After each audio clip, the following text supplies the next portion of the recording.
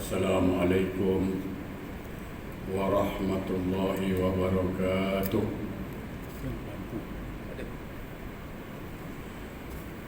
Bismillahirrahmanirrahim. Alhamdulillahillazi arsala rasulahu bil huda wa dinil haqq liyuzhirahu 'ala ad-dini kulli wa kafa billahi shahidan. Asyhadu an la ilaha illallah wahdahu la syarika lah wa asyhadu anna sayyidana Muhammadan abduhu wa rasuluh la nabiyya ba'dah. Allahumma fasalli wa sallim ala sayyidina Muhammadin wa ala alihi wa ashabihi rasulillahi ajma'in, amma ba'du. Rabbi shrah li sadri wa yassir li amri wahlul 'uqdatan min lisani yafqahu qawli. Subhanaka la ilma lana illa ma 'allamtana innaka antal alimul hakim. La haula wa la quwwata illa billahil aliyyil azim. Ilahi anta rabbi wa ridhakal matlubi. Jamaah yang dimuliakan Allah, mengawali majlis ilmu kita ini, tentu kita bersyukur pada Allah Subhanahu wa taala. Allah masih beri peluang pada kita untuk dapat berbuat baik di waktu sisa-sisa umur yang Allah berikan pada kita. Mudah-mudahan kehadiran kita di rumah Allah ini insyaAllah akan mengundang rahmat Allah, hidayah Allah dan maghfirah dari Allah Subhanahu wa ta'ala. Amin. Salawat dan salam tidak lupa, marilah sama-sama kita sanjungkan keharibaan junjungan alam Rasulullah sallallahu alaihi wasallam. Allahumma salli ala sayyidina Muhammad wa ala ali sayyidina Muhammad. Mudah-mudahan kita semua mendapat syafaat dari beliau kala di akhir. Amin Allahumma amin. Jamaah yang berbahagia, dalam menghadapi COVID-19 ini, musibah yang belum berakhir, salah satu usaha kita atau ikhtiar, ada satu doa dari Nabi. Amalkanlah ini sebagai pembukaan. Dalam sebuah sabdanya Rasulullah SAW bersabda, siapa yang baca doa ini pagi 3 kali, siapa yang baca 3 kali pagi, dijamin sampai petang orang itu tidak tertimpa musibah. COVID ini termasuk musibah. Siapa yang baca petang selepas asar atau maghrib, dia baca 3 kali, maka sampai pagi esok dijamin tidak tertimpa musibah. Dan Alhamdulillah sekali lagi, ini salah satu usaha ikhtiar untuk dapat menyelamatkan kita dari musibah COVID ini. Saya baca 3 kali, mudah-mudahan, saya tahu insyaAllah dah tahu doa ini, cuman mungkin lupa mengamalkan aja. Ya. Sebelum berdoa pastilah jangan lupa baca tahmid, alhamdulillah minimal. Salawat Allahumma shalli ala sayyidina Muhammad minimal. Sebab kalau tahmid dan salawat tak dibaca, doa itu tidak sampai. Maka dibaca dulu. Alhamdulillah rabbil alamin. Allahumma shalli ala sayyidina Muhammad. Baru baca doa ini 3 kali. Bismillahirrahmanirrahim. La yadurru ma'asmihi say'un fil ardi wala fis sama wa huwas sami'ul alim. Bismillahirrahmanirrahim. La yadurru ma'asmihi say'un fil ardi wala fis sama wa huwas sami'ul alim. Bismillahirrahmanirrahim. La yadurru ma'asmihi sayhum fil ardi wala fis sama wa huwas samiul alim. Dengan menyebut nama Allah tidak akan terjadi kemudaratan, tidak akan terjadi musibah apapun namanya, baik musibah itu datangnya dari langit maupun dari bumi. Sungguh Allah Maha mendengar lagi Maha mengetahui. Jadi kalau dibaca pagi kata Nabi selepas solat subuh baca 3 kali. Bismillahilladzi la yadurru ma'asmihi sayhum fil ardi wala fis sama wa huwas samiul alim. 3 kali dibaca sampai petang. Orang ini dijamin tidak tertimpa musibah. Garanti kata Nabi. Yang menggaranti Nabi. Jadi kita yakinlah, siapa yang baca malam sampai ke pagi dijamin tidak akan tertimpa musibah. Amalkanlah ini, ya. Jamaah yang berbahagia, tajuk yang akan kita bahas pertama sekali ini dalam mau tak buka kelas dah setahun setengah, ya. Dah setahun setengah dah. Tajuk ni biasalah kita dengar, dah tajuk biasa. Banyak ustaz dah bahas, ya. Cuma ini penting, bukan setakat dibahas, bukan setakat dikaji, tapi diamalkan. Apa itu? Bab ikhlas dalam niat. Ikhlas tu apa? Itu kan dulu masalah. Ikhlas, saya nak bagi tahu, mengingatkan balik. Cuba buka, ada satu ayat Quran, surat Al-Ikhlas, ya. Kan ada surat Al-Ikhlas tu, saya bacakan. Nanti kita tengok apa hikmahnya. A'udzubillahi minasyaitonirrajim. Bismillahirrahmanirrahim. Qul huwallahu ahad, Allahus samad, lam yalid wa lam yulad wa lam yakul lahu kufuwan ahad. Nama surat itu Al-Ikhlas. Tetapi bila kita baca surat itu tidak ada kalimat ikhlas yang disebut. Betul? Qul huwallahu ahad, Allahus samad, lam yalid wa lam yulad wa lam yakul lahu kufuwan ahad. Tidak ada kalimat ikhlas. Tapi surat itu bernama Al-Ikhlas. Maksudnya apa? Kata ulama sufi, ikhlas itu tidak dapat diucapkan dan tidak akan diucapkan. Dia sangat tersembunyi. Tu ayat surat. Nama suratnya Ikhlas, tapi tidak ada sebutan atau bacaan Al-Ikhlas, Ikhlas di situ.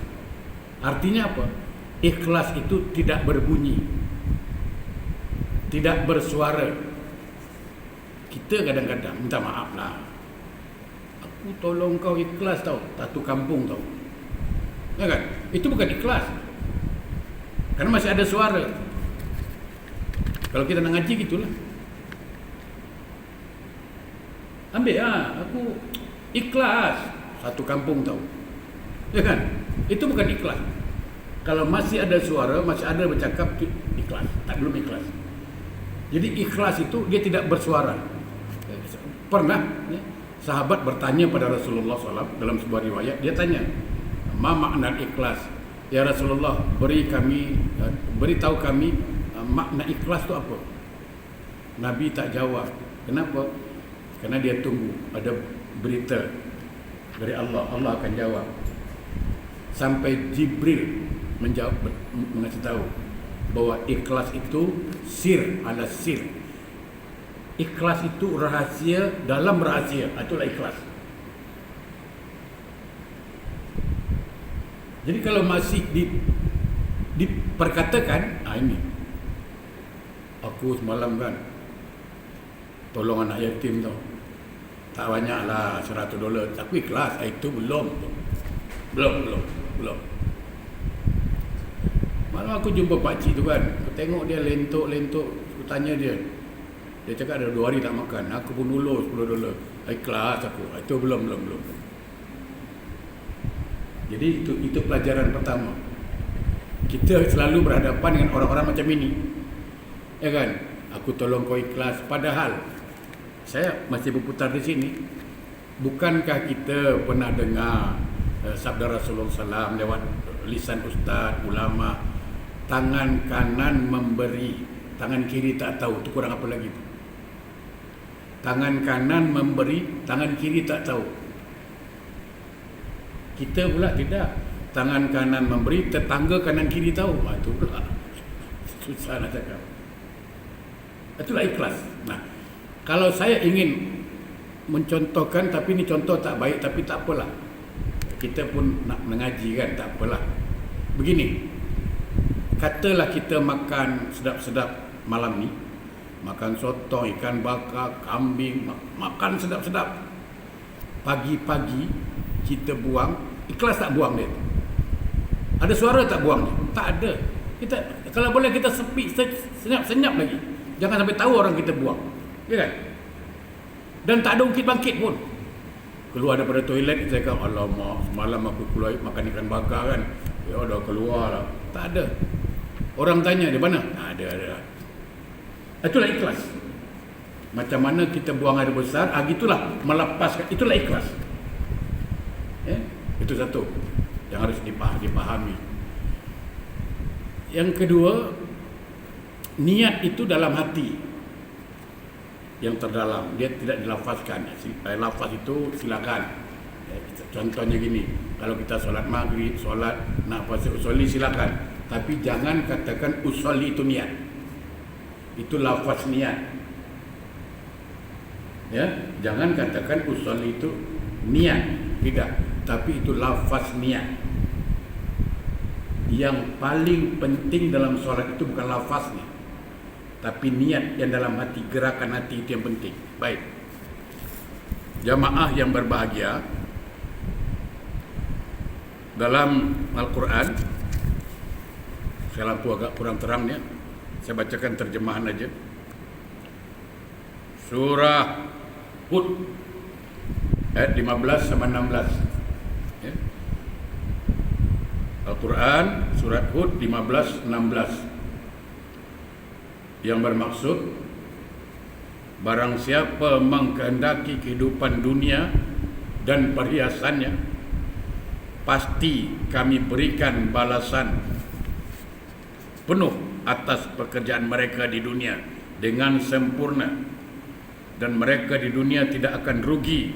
Itulah orang-orang yang tidak memperoleh sesuatu di akhirat kecuali neraka, dan sia-sialah di sana apa yang telah mereka usahakan di dunia, dan terhapuslah apa yang telah mereka kerjakan. Alhamdulillah.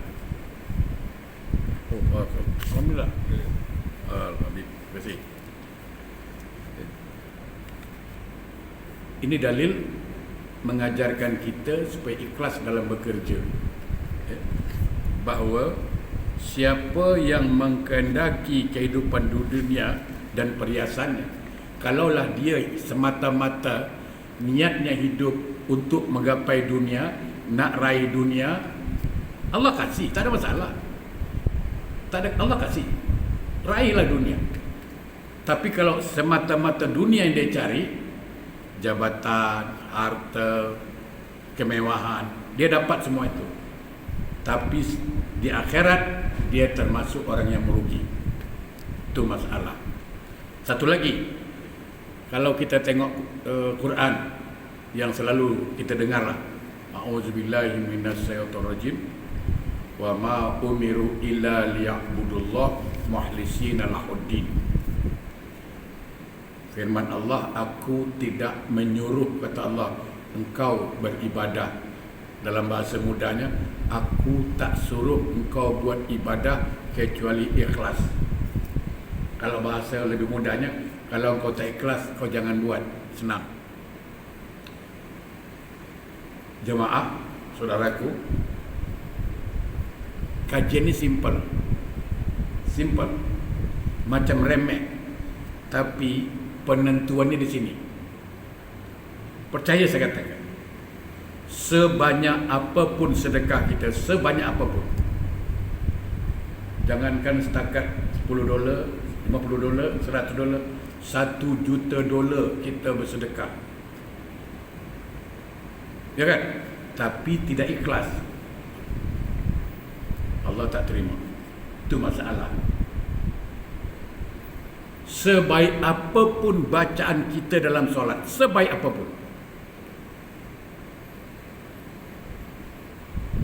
situ makninah macam mana pun kita solat, rukuknya kita jaga, sujud kita jaga, tapi kalau niatnya untuk mengambil perhatian orang lain, niatnya tidak ikhlas, mohon dilihat orang lain.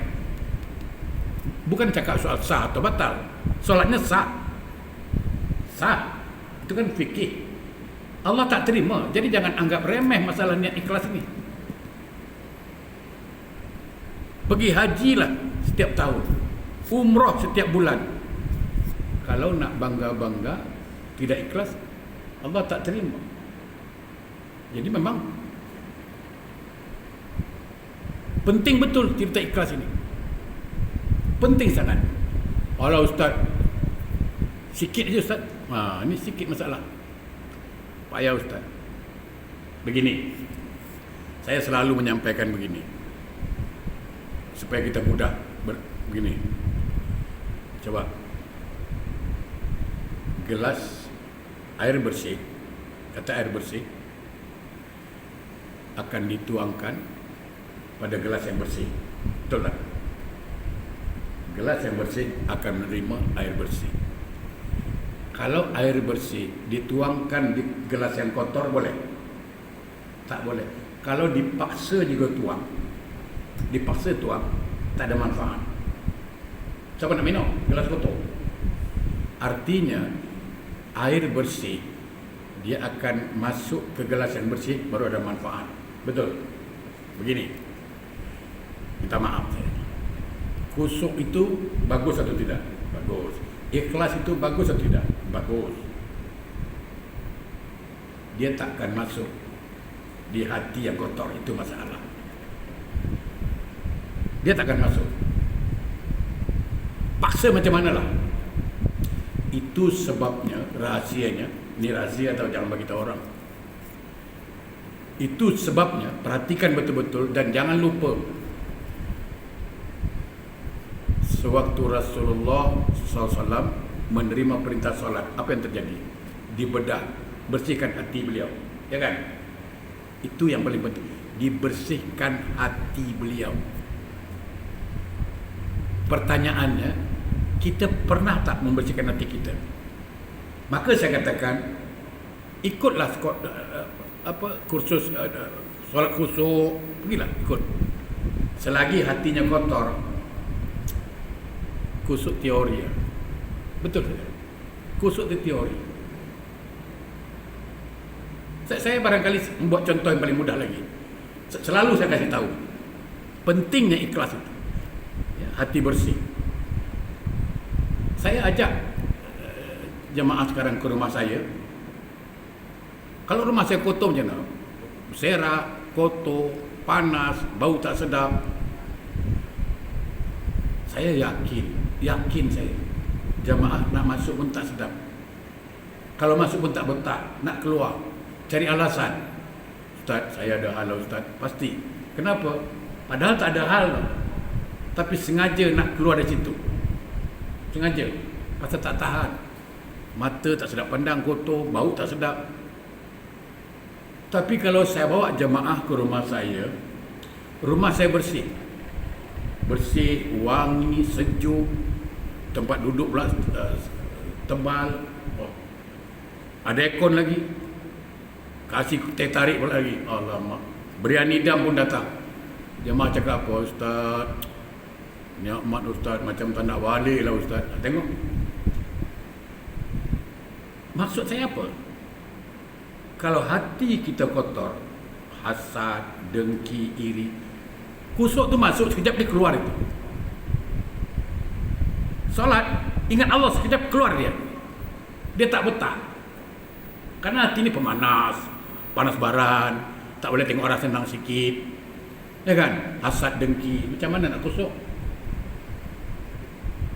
Tapi kalau hati kita bersih, tengok, Sayyidina Ali solat di panah cabut panah di kakinya, dia tak terasa.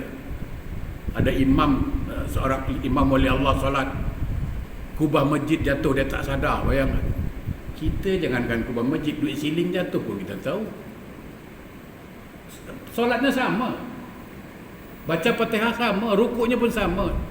Di mana bezanya ini? Jadi memang masalah niat ini masalah apa dipanggil lagi? Dasar. Ini pondasi awal. Jadi sebaik apapun bacaan kita, walaupun bagus bacaannya dalam solat, Bismillahirrahmanirrahim, Alhamdulillahi Rabbil Alamin, Ar-Rahmanir-Rahim, Maliki Yaumiddin, tapi tak ikhlas. Orang sangka kita ikhlas, orang sangka Allah Maha mengetahui. Dan ini yang dikatakan Nabi, aku paling takut kepada umatku akhir zaman. Khawatir betul. Sahabat tanya, apa itu? Ya? Syirkul asghar, syirik kecil. Apa itu? Inna yasir min riya syirik. Sedikit dari riya itu syirik. Jadi riya itu ikhlas itu kan lawannya riya. Hati-hati.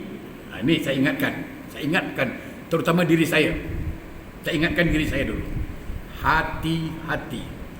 Yang namanya iblis, yang namanya setan itu tidak akan pernah senang tengok kita buat baik. Solatlah. Okey. Dia tak boleh goda kita tak solat. Okey, silakan kau solat. Setan cakap solatlah. Yang paling penting, bagaimana usaha setan, solat dia Allah tak terima, itu yang penting. Ya kan? Yang penting itu Allah tak terima. Itu yang dimasukkannya tak riya. Itu yang dimasukkan dia. Bayanglah ke masjid berjemaah, bayanglah, tak ada masalah setan. Yang penting solat kau Allah tak terima. Itu yang penting. Sedikit saja, walaupun sedikit. Saya kasih contoh yang lebih mudah. Sekarang ada air putih. Segelas air putih, masukkan air sirap 2 tetes saja. Berubah tak warnanya? Berubah. Orang tak akan cakap air putih walaupun masuknya 2 tetes. Padahal 1 gelas besar air putih. Masuk air sirup cuma 2 tetes saja. Dia akan merubah warna. Itulah dia riya. Sikit saja merubah ikhlas dia. Dia tak ikhlas lagi disebut, sudah riya. Walaupun sedikit masuk, maka hati-hati. Jangan pernah beri ruang riya itu masuk. Jangan. Tanya ni, kalau aku riya, Allah tolak. Maka tak ada jalan. Fikir baik-baik. Kalau kita layan riya ini, sama juga kita dengan melayan iblis kan. Dalam hadis yang terkenal muttafaqun alaih dari Umar bin Khattab, innamal a'malu binniyat, suatu pekerjaan tergantung dari niatnya. Wa innama likulli imrin ma nawa, dan dia akan dihitung dari apa yang diniatkannya. Hati-hati. Jadi apapun amalan kita, innamal a'malu, apapun sesungguhnya, pakai kalimat innama, sesungguhnya. Hati-hati. Sesungguhnya setiap amalan itu tergantung niatnya. Bukan tergantung banyaknya, bukan tergantung baiknya, bukan. Niatnya. Kelas atau tidak. Hati-hati. Hati-hati saya katakan. Ya.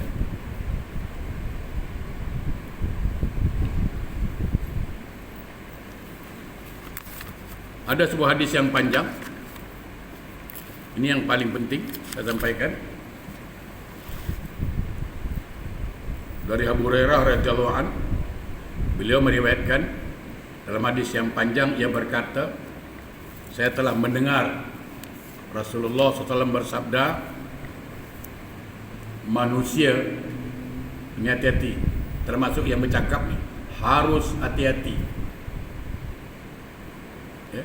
Makanya kita tak boleh sombong dalam beribadah dan tak boleh mencela orang jahat.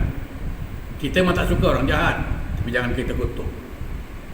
Jangan kita cela, jangan kita kutuk. Maaf saya katakan, sejahat apapun masa lalu orang itu, seburuk apapun sifatnya masa lalunya, pintu surga masih terbuka untuk dia kalau dia taubat. Kalau dia taubat, walaupun badan penuh teto, jangan kutuk. Kita tak tahu last minute terakhir dia baik, mana kita tahu. Tapi sealim apapun kita, sebaik apapun kita, ingat baik-baik, pintu neraka masih terbuka untuk kita kalau ada sifat sombong di hati ini. Hati-hati, hati-hati. Ya? Dalam hadis yang panjang dikatakan, manusia yang pertama sekali nanti diadili pada hari kiamat, seorang yang mati syahid, yang berjuang jalan Allah. Berjuang jalan Allah. Nah, ketika dia mati syahid, lalu di akhirat bagaimana? Allah tanya dia, engkau mati kenapa? Saya ya Allah berjuang menegakkan agama Allah. Aku mati syahid fi sabilillah. Aku betul-betul hentam musuh habis-habislah. Apa kata Allah? Kazabta. Engkau bohong. Allah tak boleh tipu. Kawan boleh tipu. Saudara boleh dibohongi. Isteri boleh dibohongi. Allah tidak boleh. Tak boleh. Kazabta. Engkau bohong, kata Allah. Engkau berperang bukan kerana nak fisabilillah, supaya orang anggap engkau berani, supaya orang fikir engkau pahlawan. Engkau pun dah ditabrak orang pemberani, bulu balang hebat, engkau pahlawan. Okey, kau dah dapat gelar itu kan, bukan kerana Allah, kerana engkau memang nak tunjukkan kau punya terror. Kau jangan bohong. Diseret ke neraka. Tengok, diseret ke neraka dia. Kita kan menghukum zahir, Allah yang tahu. Kemudian, ini yang penting, dipanggil orang yang mengajarkan ilmu. Ya ustaz, ya pak imam, semua dipanggil. Orang alim dipanggil. Apa yang telah aku berikan padamu tentang ilmu? Oh, aku ngajar. Allah tanya, aku dah beri ilmu Al-Quran, apa yang aku buat? Ya, aku dah banyak murid, wajar Quran. Sana mengajar Quran, petang sana mengajar Quran. Banyak aku mengajar Quran. Banyak. Murid aku pun banyak. Mana blok ada, mana tempat ada murid aku. Oh banyak. Aku dah buatlah. Siang aku mengajar malam, kadang pagi mengajar. Kata Allah, kazabta. Engkau bohong. Engkau belajar Quran, engkau dikasih ilmu, bukan ikhlas supaya orang panggil kau qari'ah, supaya orang panggil kau ustaz. Cuba, saya minta maaf, ada kawan saya dalam satu majlis, dia kebetulan dia qari, dia baca Quran lah. Kebetulan pada majlis itu bukan dia yang baca Quran, bukan dia. Orang lain baca lah. Tiap tahun memang dia yang baca, tiap tahun. Tentu orang ni nak jugalah tukar selera kan, biasalah, manusia pun. Jadi pada hari itu tukarlah yang baca Quran dia, jemput daripada luar. Dia boleh sound dengan saya. Kan sedap, astagfirullahaladzim. Tengok, dia boleh cela kawan. Itulah kenapa dia tak mau orang lebih, itu penyakit. Hati-hati. Yang baca Quran, siapapun lah, kalau dia niatnya bukan karena Allah, maka itu menjadi azab di neraka bagi dia. Soal orang puji itu lain. Orang puji tak ada masalah. Yang salah tu kalau kita minta pujian, itu yang salah. Dia baca Quran baguslah, itu tak ada masalah. Tapi jangan pula sudah baca Quran macam mana? Bagus tak? Terror kan? Itu yang salah. Ya kan? Orang puji tak ada masalah. Yang salah tu kalau gila pujian. Ya? Okey. Hati-hati. Dan yang ketiga, yang dipanggil siapa? Orang yang Allah lapangkan rezekinya. Allah lapangkan rezekinya sehingga dia rajin bersedekah. Bangun masjid, bangun pondok pesantren, bantu madrasah, ya kan? Sedekah pagi petang, banyak sedekah. Allah tanya dia, apa yang kau dah buat dengan harta yang aku dah kasih? Dia cakap apa? Oh, aku sedekah. Masjid, banyak aku sedekah. Anak yatim pun banyak aku sedekah. Anak-anak belajar Quran, aku banyak sedekah. Kata Allah, kazabta, engkau bohong. Engkau bersedekah bukan karena aku, bukan, tapi supaya orang sebut kau dermawan. Dermawan, ahli sedekah. Itu. Supaya orang sebut kau dermawan, suka penderma, tapi bukan karena Allah. Kazab tak? Akhirnya apa? Diseret ke neraka. Maksud saya apa cerita ini? Hati-hati. Hati-hati.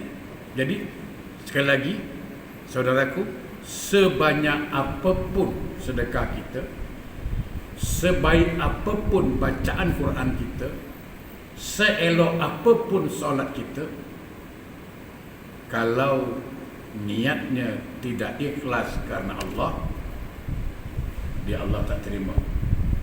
Allah tak terima. Oleh karena itu, saudaraku yang berbahagia, ingat, balik kepada kisah di mana ketika peristiwa Mi'raj itu, diingat balik sejarah itu. Ketika Allah berhadapan dengan Rasulullah SAW, saya tak cakap dia berjumpa, tak ada. Ketika Rasulullah menerima perintah solat, Allah tanya Rasulullah, dalam kitab Qisasul Mi'raj dijelaskan itu. Di antara pertanyaan itu apa? Ya Muhammad, aku beri gelar kepada Adam, Abul Basar, bapa seluruh manusia. Dan aku telah beri gelar kepada Musa dengan gelar siapa? Kalamullah, yang berkata-kata dengan Allah. Dan aku beri gelar kepada Ibrahim, gelarnya siapa? Khalilullah, kekasih Allah. Dan aku beri gelar kepada Ismail dengan gelar Zabihullah, yang mengorbankan nyawa pada Allah. Dan aku beri gelar kepada Isa, iaitu apa? Ruhullah. Jamaah, perhatikan betul-betul. Kepada Nabi Ibrahim, kepada Nabi Adam, kepada Nabi Ismail, Nabi Isa, Allah kasih gelar langsung. Tapi pada Rasulullah SAW, luar biasa, Allah tanya, sekarang giliran engkau, apa gelar yang kau mau? Tengok, ada tawaran. Ini perbezaan. Nabi yang lain kasih aja. Musa, kalamullah, dah, terima. Ismail, Zabihullah, gelar dia. Allah tak tanya lagi, kau nak tak? Suka tak suka? Tak. Tapi pada Rasulullah, Allah tanya, sekarang Muhammad, apa gelar engkau mau? Nah, jawaban Rasulullah itu, nah kalau orang bertanya sekarang orang tanya kita ni, Abang solat dah berapa tahun? Oh, saya solat dah 30 tahun. Oh, haji dah berapa kali? Dah 2 kali. Bagus. Sedekah banyak bang? Banyak. Okey, saya nak tanya satu soalan. Apa hakikat ibadah? Itu kan pertanyaannya tu. Kadang orang tanya kita, apa hakikat ibadah? Maka kita pun gabrah nak jawab. Kalau orang bertanya, apa hakikat ibadah? Jawapannya, apa yang dijawab oleh Rasulullah ini. Ketika Allah bertanya, apa yang kau nak? Gelar apa yang kau nak? Maka Nabi jawab. Dan jawapan ini jangan pernah kita lupakan, bawa dalam solat, bawa dalam ibadah. Apa jawapan Nabi? Ilahi, wahai Tuhan yang aku sembah. Kalau ilahi itu panggilan Tuhan yang disembah. Kalau ya Rabb, Tuhan juga. Tapi ya Rabb, wahai Tuhan yang mencipta. Itu bezanya. Faham? Kan ada baca, ada ilahi. Kalau ilahi, Tuhan, wahai Allah yang disembah. Kalau ya Rabb, itu panggilan ya Allah si pencipta. Satu jugalah. Apa kata Nabi? Ilahi, wahai Tuhan, engkau yang disembah. Anta Rabbi, engkau yang ciptakan aku. Engkau yang ciptakan aku. Waridokal matlubi, aku hanya minta keridhaan. Itulah hakikat ibadah. Apa hakikat ibadah? Hanya menuntut keridhaan Allah. Saya ulang balik. Kalau orang bertanya, apa hakikat ibadah? Tidak lain atau bukan, hanya menuntut keridhaan Allah. Kalau Allah sudah ridha, jangan cerita pahala. Kalau Allah dah ridha, maka kita matinya pasti husnul khatimah. Tak mungkin su'ul khatimah, kerana Allah ridha. Kalau Allah dah ridha, pastilah Allah ampunkan kita. Kalau Allah dah ridha, kubur mestilah lapang, tak sempit lagi. Kalau Allah dah ridha, surga masih terbuka. Jadi kalau orang mengerti solat, dia tak cakap soal pahala. Allah nak kasih-kasih, tak kasih pun tak masalah. Yang penting Allah ridha. Itu kuncinya. Itu kuncinya. Oi, kau solat jamaah pahala 27 kali lipat lah. Tak apa. Aku yang minta, bukan ni masalah itu. Allah ridha ke tidak, itu masalah. Ada orang bersedekah $100. Ada orang sedekah $1. Yang satu 100, yang satu $1. Yang kalau ukuran kita, tentu yang banyak pahalanya $100. Belum tahu.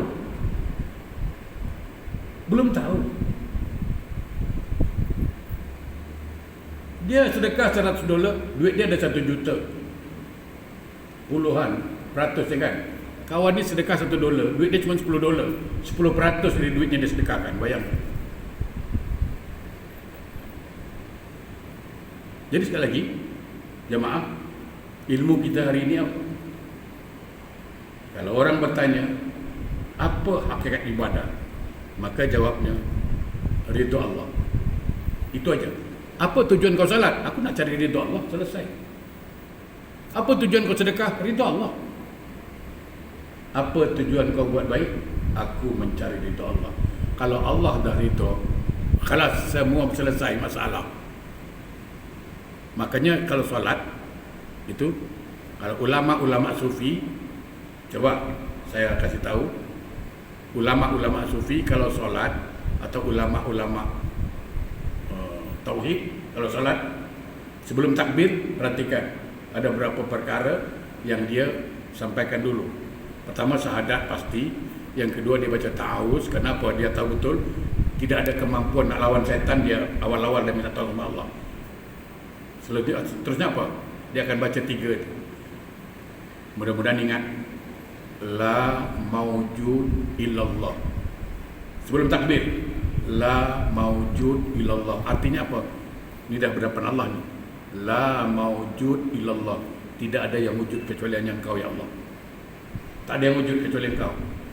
La ma'bud illallah. La ma'bud illallah. Tidak ada yang kusembah kecuali hanya Engkau. Hanya Engkau. Yang ketiga, la maqsud illallah. La maqsud illallah.